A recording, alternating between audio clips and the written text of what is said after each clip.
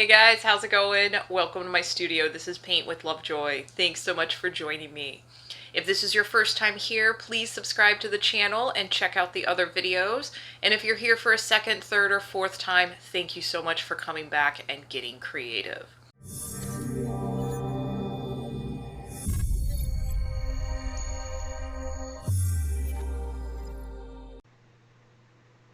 Hey guys, this is going to be a fun cactus painting for my first time painters. So make sure you grab your supplies and as always, take your progress photos. Now in this one, I am working on watercolor paper. That's why the edges are taped. You can do this on canvas panel or canvas or watercolors paper. So we're going to start with a light green and had a little bit of an accident there. So we're going to start with yellow and green mixture. And then we're going to incorporate that accident into our design. So the center of the cactus is going to be this elongated horseshoe shape. And then we're going to give it arms on the left and right hand side.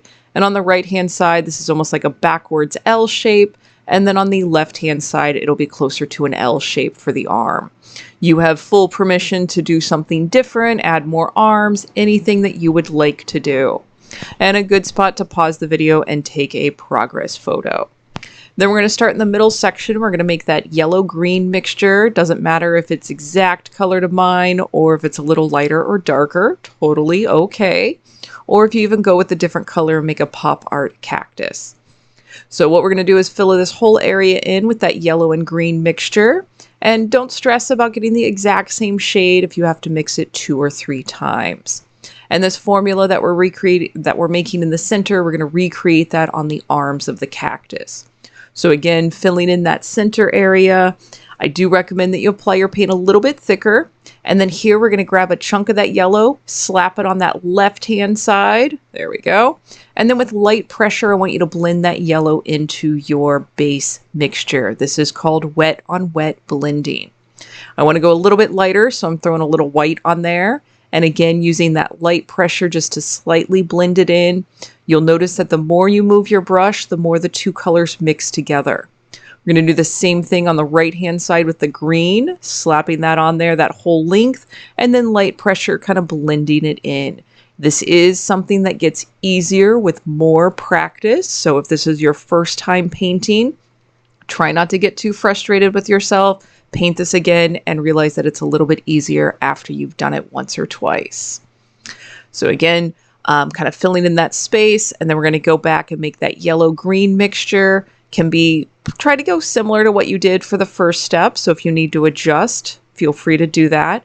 And we're going to repeat this process on both of the arms. So we're putting that base green, kind of yellow-green mixture on there. Then we're going to put a highlight with the yellow and white, and then a shadow with the darker green. And if your paint happens to be drying super fast, you can do one arm at a time. So here we go, slapping that yellow on there. And then with light pressure and a few brush strokes, just kind of blending that into the left-hand side of the arms of the canvas. I want to go a little bit lighter, so I'm grabbing a little bit of white. I'm going to do the same thing and just move my brush a little bit less, but keep with that light pressure. If you are finding that you're shaky, please breathe, exhale as you touch the brush to the canvas, and it'll make your process easier. Now we're going in with that green on the bottom and right-hand side. Same thing, kind of place it on there. You can wipe off the excess paint if you need to. And then with light pressure, go back and practice your wet on wet blending. If you need to switch to a smaller brush, feel free to do that. A lot of things in my videos are just merely suggestions, but do trust your instincts if you want to switch brushes or switch colors or try something different. Now this is a good spot to pause the video, take a progress photo. I did let this fully dry before I moved into the background. And we're going to be making a shade of light blue, and that is white with a little bit of blue. And as I make this, I'm actually going to put this light blue in a few areas, make the color again, it'll be a little bit darker, and then kind of put that in a few other areas. And here demonstrating a few different brush strokes that you can try. Does not matter which brush stroke you use, just kind of play with it. And we're going to be filling in the remaining canvas space from the edges of the cactus all the way to the edges of your paper or canvas. And if you happen to be on a stretched canvas, I do recommend that you carry the color around the edges of the canvas just to make it look nice when you hang it on the wall. So here you can see I'm kind of putting that super light blue in a few kind of splotchy areas. And then as I make it again, maybe I make it a little bit lighter, maybe I make it a little bit darker, and then just kind of filling in the area.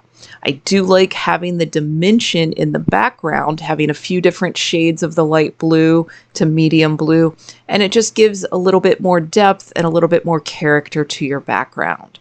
So again, don't stress about trying to get the exact same shade every time you mix your paint. Variety in your background is to your benefit. Now, if you do want to clean up the edges of your cactus, if you let that dry and then you start to apply your background, you can clean up some edges by overlapping this light blue over the edge of the canvas. So be a little more controlled with your brush strokes as you are right next to the edge of your canvas. There is no right or wrong way to paint, and the fact that you are going through the steps makes you already successful just by going through the process. But the process of painting is something that you will continue to refine, and what you learn in today's painting, you're going to take into your next painting. So it's not about being perfect, but it's about improving your skills and your comfort level with the tools that you have and the paint that you have. I do tell many of my students you can paint the same image multiple times and it'll be a little bit different because you're going to learn a little bit more and you're a different painter each time. All right, so here you can see with that darker, slightly darker kind of medium blue where I'm putting that in, kind of patchworky quilting the background, as I like to call it. Again, just kind of play and have fun with the background on your painting. I have had a few students do a sunset background on here. Some people did a purple midnight sky. So again, your call with what you want to do. Feel free to change it up and trust your instincts. And again, if you're one of my beginner painters holding your breath, remember to take a big inhale, relax, you're doing a great job. I'm proud of you for painting at home, and I promise it gets easier as you practice and get more comfortable with your tools and the process of painting. But you're already getting the hardest step out of the way by getting this first painting done, or at least just making the attempt to paint at home. All right, so do everything that you want to your background now while it is wet, then we will let it dry, and we're going to move into putting the little cactus needles on our cactus as well as a flower. So again, do everything that you want to your background, pause the video, take your progress photo, let it dry, and then we're going to be using the small pointy brush and black paint to make the cactus needles on the cactus. And as we work with this today, I want you to play with your pressure. Light pressure will create smaller lines. A little more pressure will create a wider line. And as soon as my hand moves, you'll be able to see, basically, I'm kind of making a V with a line in the center. So they're all kind of spiking out in different directions. And I am kind of keeping these in a row. It's a little bit of a curve, and then I'll start again at the top for the next couple of rows. You can follow this, or you can just put a bunch of little spikes wherever you want. Now, a few things to think about. Like I said, keep light pressure so you can rest your forearm against the edge of the table, maybe put your pinky out and put it on a dry spot on your canvas and use that as your pivot point. Try a few different ways of making these skinny lines. And for the sake of the video, I am keeping this painting in the same orientation, but if you need to turn it sideways, upside down, put it on your lap, whatever you need to do to adjust your process to make it easier for you at home. Another thing to note is you can add a touch of water to your black paint, and that will thin it out and make it easier to make some of those skinny lines. But just, you never want your brush dripping wet with water. So be kind of mindful of just adding a little bit of water to thin out your paint. If you're already using kind of really runny craft paint, do not add water to it and just use it direct from the tube or from that direct color.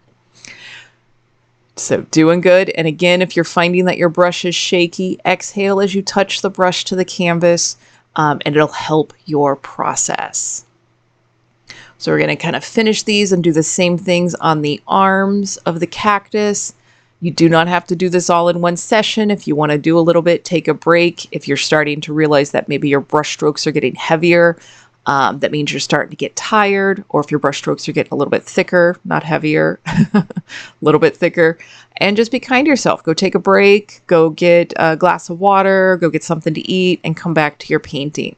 That's the beauty of the video. You do not have to do it all in one sitting, and you can pause the video as much as you need. Again, I'm really proud of you guys for painting at home. Please try to find creative outlets in your life on a regular basis because it is good for just the general balance of your life. And having this creative outlet will make some other areas that you might be stressed out in your life a little bit easier to deal with, or at least give you a break from all this other stresses in your life when you get creative. The beauty of painting is you just kind of forget about the rest of the world for a little bit while you're creating and transforming your surface into what you paint. All right, so a good spot to pause the video, take a progress photo, and we're going to move into a flower. And I did have a little bit of some video editing mix-ups, so you'll see that in a moment. But I'm still using that pointy brush, and we're going to make a light pink. You are welcome to switch the color of your flower. And we're going to do kind of like a 5-petal flower here. It does not have to be perfect, but again, you can add as many flowers as you want, no flowers, change the color, anything that you might want to do. There we go. And again, if you want to do a different flower, go right ahead. So I'm putting the light pink on there, just doing kind of a 5-petal flower on there. I'm going to do two small ones on one of the arms. And then where I have the glitch in the video, there'll be a spot. Just pause the video and observe where I placed a little bit of the white and a little bit of the direct red just to break up the space a little bit. Then we will put a yellow center, and then that will be the conclusion of the painting. So again, full permission to make this your own.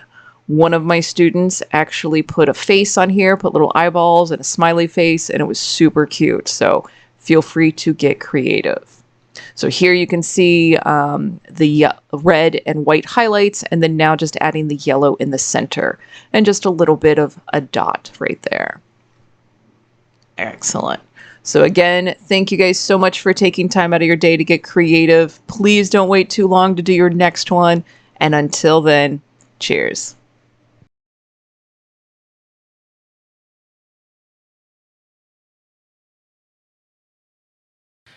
Hey guys, I hope you enjoyed the process of painting, and I hope you are happy with how your paintings turned out. I'm really proud of you for getting creative.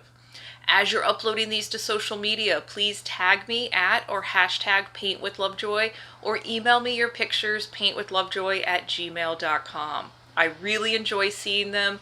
I try to post them on social media to encourage other beginner painters to try the process of painting. But please share this with your community as well. Anybody who is kind of scared to paint, share your experience with them and let them know kind of how much you benefited from it and how much you enjoyed the process. So kind of share the fun. With that being said, if you have any comments, questions, feedback, things that you want me to paint in the future, please leave a comment. I try to respond to everybody as quickly as I can. And any of the future suggestions for paintings, I add that to my production list and get to them as quickly as I can. So in the meantime, please keep getting creative. Let me know how you're doing. And until next time, cheers.